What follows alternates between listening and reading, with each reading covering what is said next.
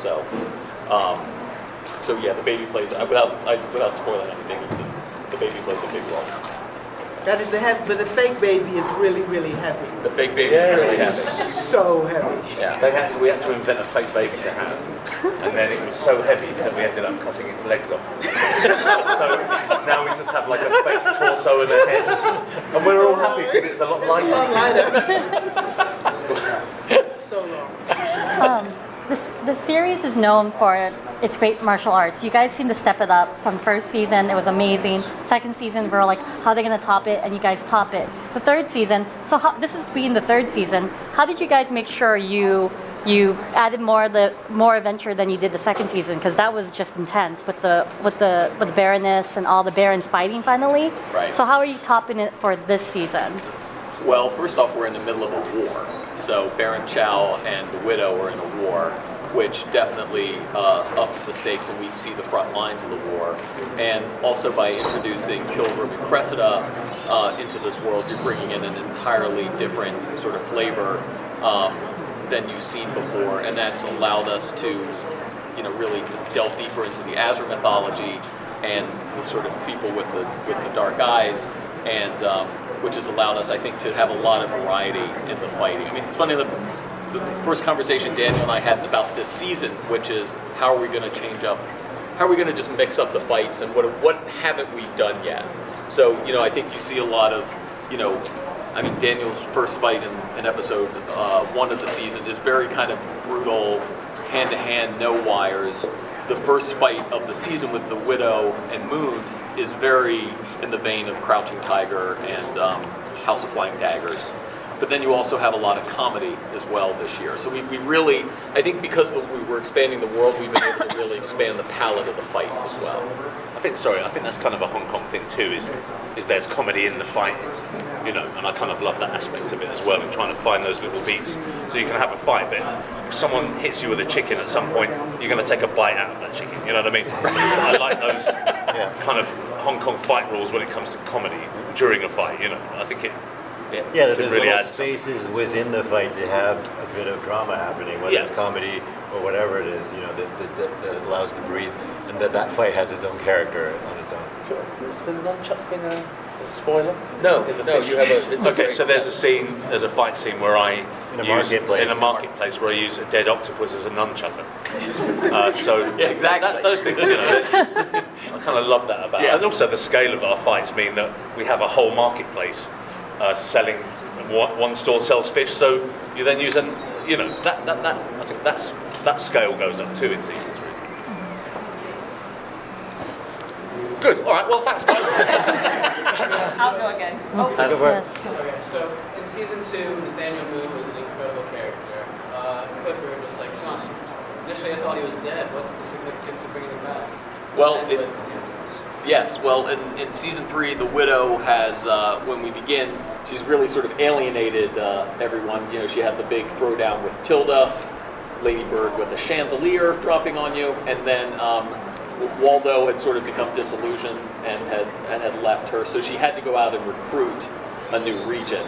And so she goes out and finds Moon, who we said in season 2 was a former Clipper, and you find out that he used to be her husband's regent, which is why she goes and recruits him. And then one of the things that she does is build him a mimic hand that, and again, that's really a homage to martial arts films as well. And we wanted it to have a bit of a steampunk vibe to it, so that it's a little tricked out. You know what I mean? So it's got a sword, it's got darts, it's got sort of different little weapons that he can use.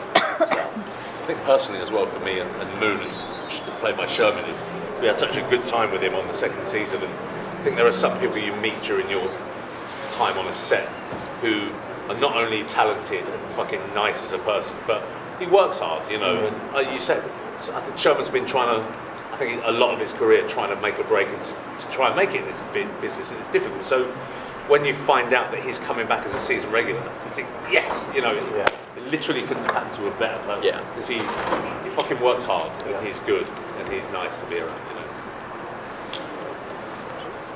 I'm just curious about one thing, and it's something on the show. With the Widow going on her rampage right now, with the act of desperation, it was explained in the opening prologue why there are no guns. guns, but I've been kind of curious, who enforces that? And what's stopping somebody in an act of desperation from saying, if I don't bring out some heavy artillery, we're wiped out? Is how that law came into place ever going to be explored further? It's happening right now in the country. So what happens today means that there are no guns in 500 years. No, but the idea was that in the mythology, it was 100 years ago when these barons sort of pulled the world out of the Dark Ages in this Foundation Treaty, and they banished guns. So you've had 100 years where people haven't seen a gun, haven't made a gun, they don't know what guns are. So that's really frankly how we explain it in this world. There will come a time when that element of the show comes back into it. It's not something, frankly, you're really going to see this season. But the idea is, you're in a world that hasn't seen something for 100 years, and it's not like they have access to technology or to history books to even know what they were. So it's just a world. They don't know what a gun is. Discoveries. There's a lot of world building in the show, obviously. What are some of your biggest influences for post-apocalyptic movies, TV shows, and like that, and how far ahead of time?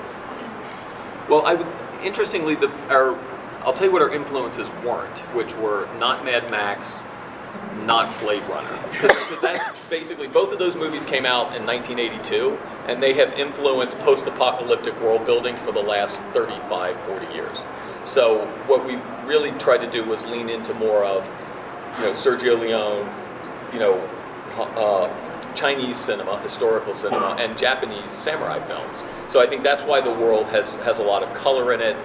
That's why it's a dystopian future, and there's certainly no, electronics, but we wanted the world to have color. We didn't want to be Book of Eli. We didn't want to be, frankly, every other post-apocalyptic show that you see or movie. So the widow has lost her way as the savior to the disenfranchised. So is someone going to pick up that mantle? Well, I would say the widow's trying to pick up that mantle. She's really trying to sort of get herself, back. Yeah, she's like, good luck with that. But I think she, and the things that she did in season 2, she's going to have to deal with. You know what I mean? And come to terms with them. So they're not things that we just that happened and now we don't talk about it anymore. I mean, it's something that's very much dealt with. Yeah, I think it continues to be an emotional struggle for her dealing with that. Yeah, no, exactly. So I think she's trying to get it back, because I think what Chow represents is so brazenly the old world that nobody wants that I think it still gives the widow still looks like a better option than Chow. So we'll see. Lorraine, can you talk about your hand in creating Cressida and what you needed to know about the show to get up to speed fast enough to jump right in? I watched the first 2 seasons back to back, and realized that I hadn't seen anything like this on television. And I've been wanting to get into this genre for the longest time, and all I had to get hired to play lawyers and doctors. And I really wanted to play dress up and wield swords and do sword play and fight and fly and all the extraordinary things I do in this season. So I was really thrilled to come on board. And I didn't have to do fight camp, which there's 3 weeks of fight camp at the beginning of every year. Yeah. And then I probably came, and within the first week I was doing a fight. Exactly. Trial by fire. Yeah. Trial by fire. So, and realized that I really loved it. It's not as hard as it looked, and then it is really much harder than it looks. And so it's kind of like being in the sandbox with these guys. That's what it feels like. Okay. Yeah, so I'm so sorry for asking again, but last season we saw the small stories that eventually all built up together. Because there's so many characters, new characters, and the other characters from previous, are we going to see the small build-ups of each storyline and then it comes all together, or are we all going to have it all together, with all of them together? The story's definitely. You're right about season 2. You had sort of the Sunny story, the Sunny Baji story, the widow story, the Quinn story, and then they all kind of converge at the end. This season, we wanted those stories to crash into each other sooner. So you're going to see a lot more interaction between the characters. You know, I mean, I remember even talking to Emily and saying, you know, last year the majority of your scenes were with Tilda and with Waldo, you know, and this season she's, you know, interacting with a lot more characters, as is Baji, as is Sunny, Pilgrim and Cressida as well. You know, so I think it's something we definitely wanted to see, you know, a lot more, you know, interconnectivity between the characters. And also what's great is you get to write scenes for characters who hadn't met each other after 2 seasons, which is also cool. Yeah. Are we done with the monastery? We are not done with the monastery. Because, are we going to see what happened at the end with how they all came against the master and everything? When that was? What's the, sorry, say that It's again? how they all came against the master at the end. That's how we left it off. Oh yeah, we get back to the monastery story. So yeah, that's all I can say. Yes. I like how you guys cast some actors who have real martial arts background.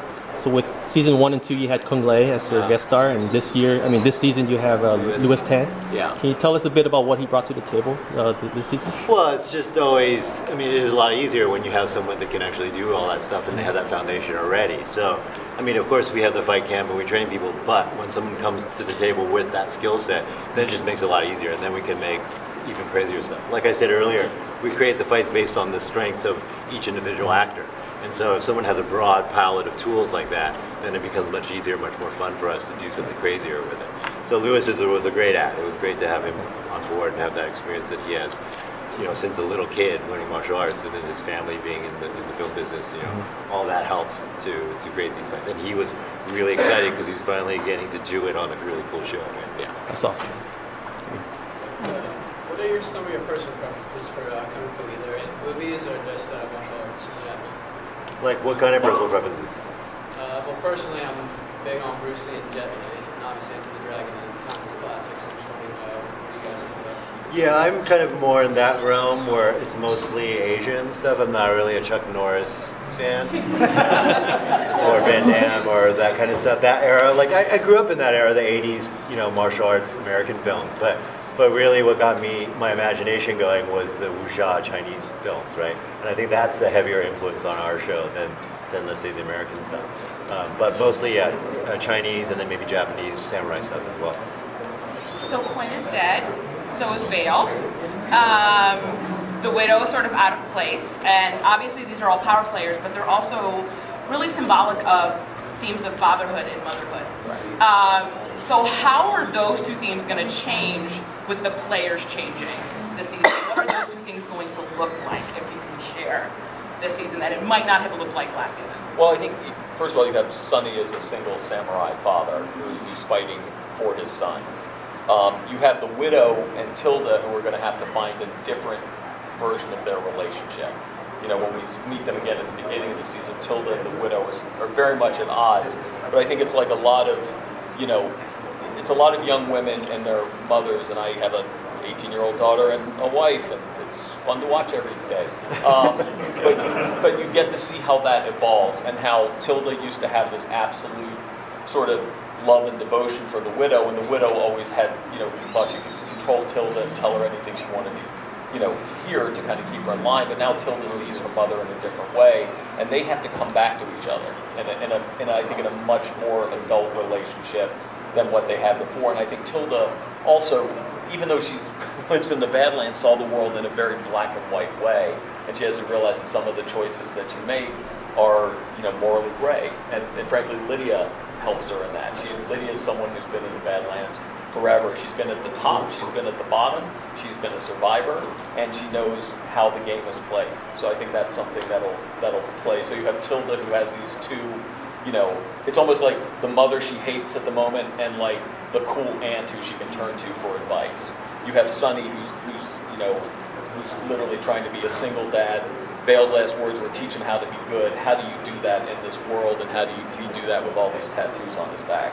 Then you have Pilgrim, who's come into the Badlands as a sort of fanatical religious figure, but he's sort of preaching a different kind of, you know, way to that the world should be, and the idea that he's the shepherd and this is his flock, and he and Cressida started inviting people. Then, like, if you want to get away from these barons where you guys are basically cannon fodder for these powerful people, we'll come to us, and we're going to build something new together that deals more in faith, and we'll start to see how MK gets seduced by that. MK, who has always been looking for some sort of father figure, who's been abandoned and lied to at various points in the show, and how he gets drawn into that world. So I think there's a lot of, and then you have Louis Tan, who plays Gaius Chow, who is Baron Chow's black sheep abolitionist brother, who, she's basically kept in a cage for many years, and how he escapes, and then what is his relationship to his family when you're that person and your family has that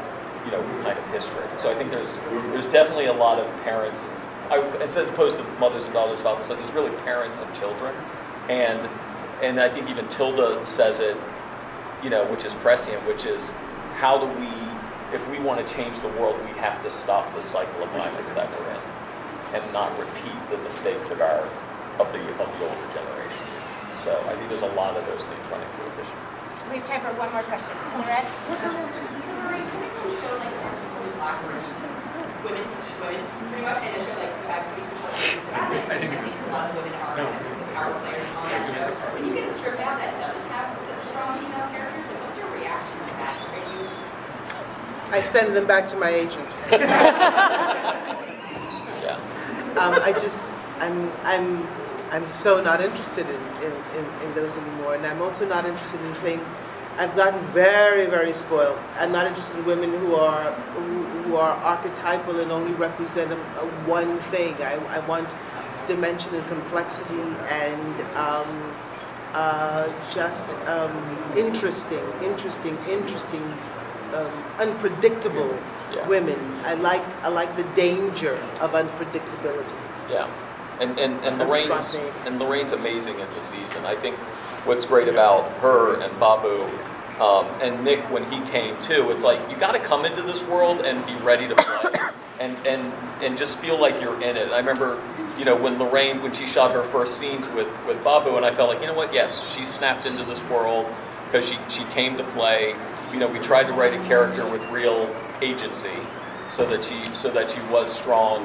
But strong in a different way than you'd seen, and again, also we didn't want to do another version of the Widow, another version of Chow. It's like, what can she bring to this world? And we developed a whole, Azarian language, which Lorraine learned. Josanu. Yes, there you go. No idea what you said. So I think that's the thing too, is when everybody comes to do the show, they really are all in, and I think it's. So, and I think that's frankly the appeal of our show, because you're like, how would you like to uproot yourself and move to Ireland? So it's just like, if we didn't do something interesting, I don't think we would get actors of this caliber. Yeah. So, and I think that's, and we're really grateful that they're in the show and just help us to keep expanding this story. So thank you guys. I think to be fair though, I think when the part of the, for me anyway, part of the allure is that I think Alan Miles very good at giving you a bit of ownership over your character at the very least. Very much. So I think once you have that, then why wouldn't you be all in? Because that's up to you.